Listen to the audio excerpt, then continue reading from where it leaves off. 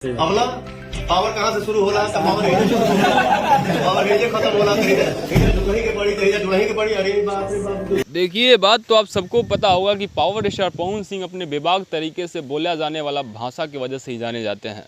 पवन सिंह का कहना है कि मुझे कोई झुका नहीं सकता और सच में ये बात देखने को मिला है।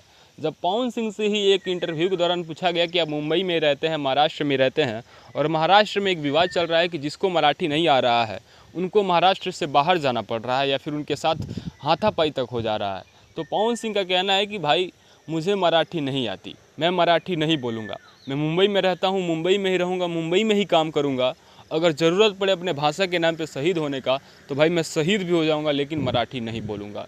पवन सिंह का ये बेबाक तरीके से भूला गया जो वर्ड था वो मराठियों को चुभ गया और मराठियों ने पावर स्टार पवन सिंह के खिलाफ एक मोर्चा छेड़ दिया कि भाई साहब इस स्टार को मुंबई से बाहर करना पड़ेगा, नहीं तो ये पूरे यूपी बिहार के लोगों के अंदर भड़काऊ बयान दे करके एक हिम्मत पैदा करेगा। जो मराठी बोलते भी हैं वो भी मराठी नहीं बोलेंगे और उनसे ज़बरदस्ती बुलवाने के लिए ज़्यादा से ज़्यादा मारपीट करना पड़ेगा, जिससे महाराष्ट्र में एक अलग माहौल बन जाएगा, एक अलग ही तरीके का युद्ध छिड़ जाएगा महाराष्ट्र में।